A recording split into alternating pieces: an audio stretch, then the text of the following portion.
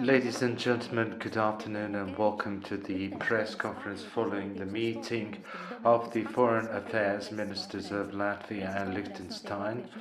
Working languages are Latvian and English with simultaneous interpretation. We are live stream on the Ministry webpage and Facebook account. We'll start with the statement by Mr. Rinkevich. Thank you. Good afternoon, dear colleagues. Indeed, we just had a meeting with the Liechtenstein Foreign Minister, Madam Hasler, who has come to Latvia upon my invitation. We mostly focused on three topics. First topic being our bilateral cooperation between Latvia and Liechtenstein, the political dialogue, cultural cooperation and the economic cooperation is what we discussed during today's meeting. I should say that on many issues we share a very similar opinion. We are two like-minded countries when it comes to Russian war against Ukraine and international rules-based order. We cooperate very closely and very efficiently in the UN, European Organization for Security and Cooperation, and Council of Europe. And that is actually the second topic that we discussed quite extensively. In a couple of days, the Council of Europe summit will take place, and we will become the presiding country of the Committee of Ministers of the Council of Europe for 6 months, and we will be succeeded by Liechtenstein. So we talked about the Council of Europe agenda, about the establishment of the Register of Damages under the auspices of Council of Europe to assess the damages caused by Russia during the war in Ukraine, and that will allow us to redeem the compensations for the damages that Russia has caused to the Ukrainian state and its people in the coming years. So we of course talked also about Latvia's national priorities such as media, press freedom, strengthening of the democracy, and also Council of Europe reforms that we, after the summit of Reykjavik, will start to implement, and we will pass over the implementation of these reforms to our Liechtenstein colleagues. And last topic, or third topic that we discussed quite broadly, was the very close cooperation, very efficient cooperation on the establishment of the International Tribunal for holding Russia accountable for war crimes in Ukraine. We both agreed that we need an international tribunal, and we need to also reach out to many UN countries, our partners, and Ukraine, of course, in the establishment, in the process of the establishment of such a tribunal. In fact, last autumn during the UN General Assembly in New York in September, we attended several events that discussed or focused on such tribunals. So our cooperation, as I mentioned, in the international organizations and on a bilateral level were the main key topics that we focused on. And I'm very happy to welcome my colleague to Riga.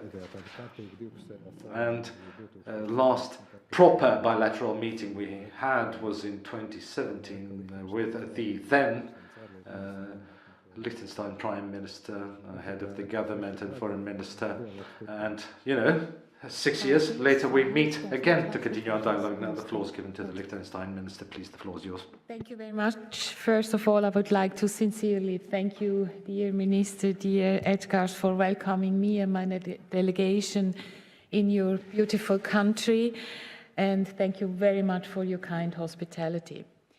In times like the present, standing together among like-minded countries is of particular importance. We already heard this from your Minister of Foreign Affairs, and with meeting like this we can demonstrate our unity with regard of a lot of topics laying on the table, but also with regards to the war of aggression against Ukraine and its far-reaching consequences. We heard it, we discussed first the bilateral cooperation between Principality of Liechtenstein and Latvia, and I'm always saying we are like-minded states, but we also have the chance that we are always sitting next to each other. We are because we are L countries, and so that's also symbolically a sign how strong our cooperation and our bond between our two countries is. On a bilateral level, we do work very closely together. Liechtenstein is a member of the EEA. That's the closest partnership to the EU. So we did condemn the war against Ukraine from the first second on. We did implement all the sanctions. So for us, the EU is a very important partner, and also on a bilateral level, we do work very close together with Latvia. And I want to thank you for all the cooperation and the support. We also had a discussion about the same challenges in the education system, being also Minister of Education. And being also Minister of Sports, we also talked about the same challenging in the area of sport. Second, as mentioned, Latvia is taking over the presidency of the Council of Europe and will hand it over afterwards to Liechtenstein. That's another issue which we are sharing with L countries. We are also giving over presidencies, and I'm particularly looking forward to working together in the Council of Europe. And I think it's very important that also after the summit in Reykjavik, we do have a strong dialogue about our main topics so that we can also talk about the important task, and that we are also able to develop those projects together between Latvia and Liechtenstein. Third, the topic was, as also mentioned, the special tribunal, and Minister of Foreign Affairs already mentioned it. Also there we are really like-minded. We do work together in a core group at the UN. We do also, like Latvia, support the creation of a special tribunal for the crime of aggression together with Ukraine. We are 100% aware that we should not weaken our efforts to support Ukraine. Furthermore, we also owe it to ourselves to stand up for our values, to stand up for the defense and for peaceful coexistence in Europe and the world. And for this, I cannot underline, and I cannot be as much thankful as I am for all the cooperation, for the honest dialogue, and I'm really looking forward to further strengthen our cooperation. Thank you very much for the hospitality here in Latvia. Paldies ministriem. Vai būtu jautājumi, lūdzu? Thank you. Do we have any questions now? The time for questions, and please also mention the media you represent. You can ask the question either in English or Latvian. So the mic is on, and I'll use the opportunity to ask the question in Latvian. The question to both ministers about the bilateral cooperation. Mr. Rinkevich already listed some of the areas in which we are cooperating, but what are the sort of common denominators between Liechtenstein and Latvia? Tangible cooperation projects or initiatives that you would mention?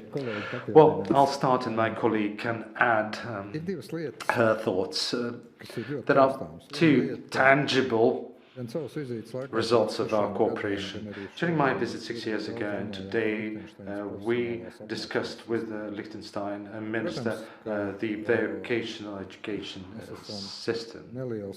We are small countries that need to try hard constantly to upgrade their economy, upgrade their education systems. But the way Liechtenstein has been dealing with the training of labor force, of workforce on a vocational education level is, worth learning from, in fact. And that's one level. And there's also the business level. And we also talked about, for example, cooperation in the digital area.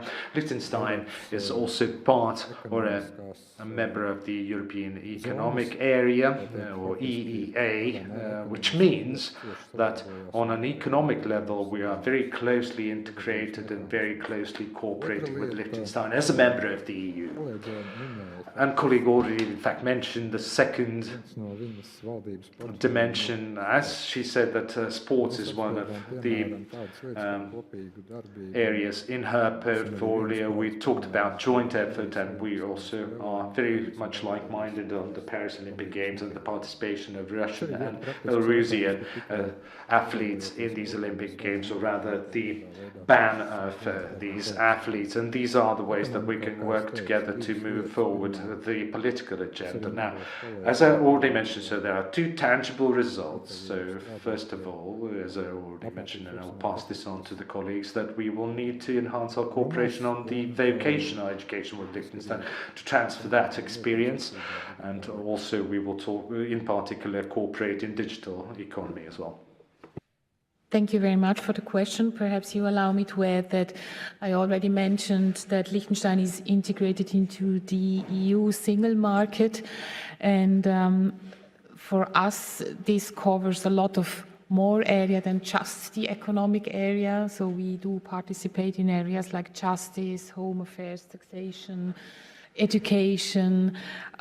We also do support the EEA grants very intensive, and Latvia is one of the beneficiary states under the EEA grants. So I think that shows that being a member of the EEA covers a lot of areas where we do share common or projects, and also, like Minister already mentioned, we really do look forward where we, as small countries, do have opportunities to even further have cooperations. And as mentioned, the vocational training is such a possibility, but I also had discussion with the Major Minister of Home Affairs of Latvia today. We do see the same challenges when it comes to integration of refugees. There we also have some programs in Liechtenstein where the ambassador is going to join, and I think there are really a lot of opportunities where we can further strengthen our cooperation. Paldies, ministre. Vai vēl būs jautājums? Thank you. Do we have any other questions? I have, in fact, two questions, if I'm allowed to ask two questions. So the question to Madam Hassler about sports. In particular, Mr. Rinkevich mentioned that countries are very much united, and we should prevent Belarusian and Russian athletes from participating in the Paris Games. A lot has been said about banning them, but how will that be implemented? Do we have any way to politically influence this? Because the decision will eventually, at the end of the day, be taken by IOC, the International Olympic Committee, and they say that they're politically neutral. But are there any ways to somehow politically influence their decision, you know, the outcome of this issue, and how like-minded countries like ours could influence this? Vēl viens bija Krišķums vai? Es varu uzdot tagad uzreiz, vai I can ask my question now or later? Uzreiz uzdodiet, lūdzu. So the second question is about supporting Ukraine.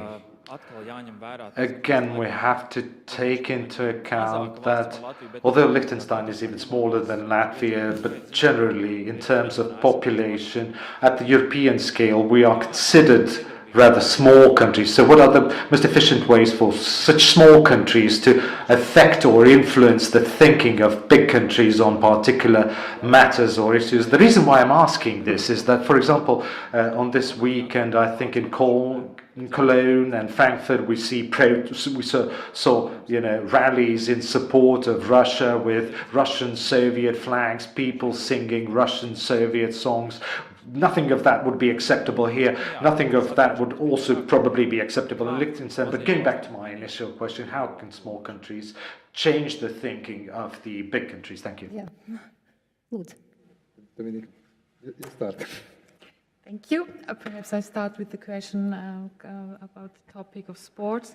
I think that's a very important question, and I think that's how diplomatic work should be organized. I think we have to stand together. We have to have a loud voice when it comes to values, when it comes to shared values, and that's what we are doing also when it comes of the topic of the sports. We are trying to coordinate under each other. We have a lot of dialogues about these topics on Ministry of Foreign Affairs, but also Ministry of Sports.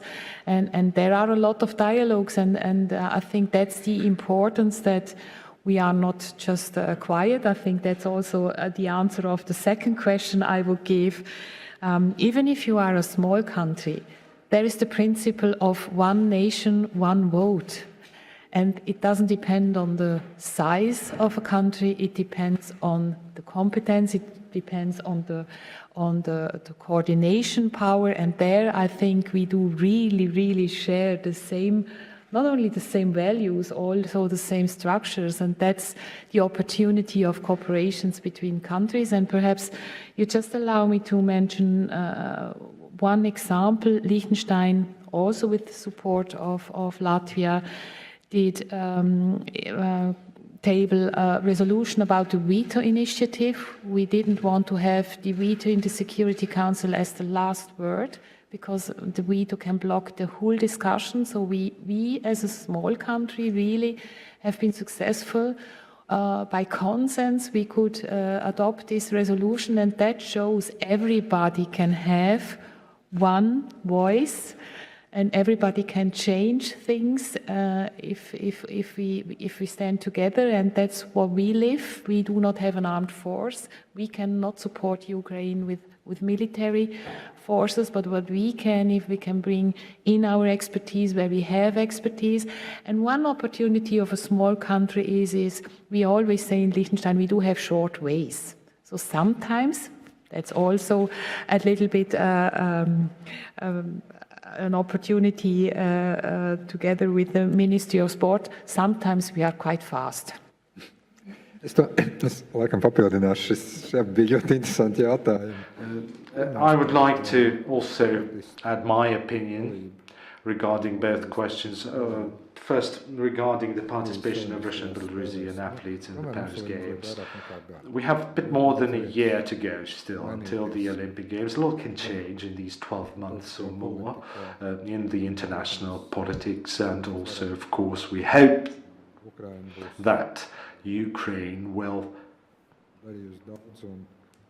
also make progress in liberating its country, and hopefully will have some kind of political vehicle thanks to the victories of Ukraine. But it's very difficult to predict in 2023 in May where we'll be in 2024 June. But my experience, and this is partly an answer to your second question, especially in the recent or past 18 months, has shown that things that initially seem impossible to you and seem to require a lot of diplomatic effort and hard work can come true, no matter how impossible they may seem at the start. And unfortunately, there are countries that tend to mix up sports and politics, or culture and politics a lot.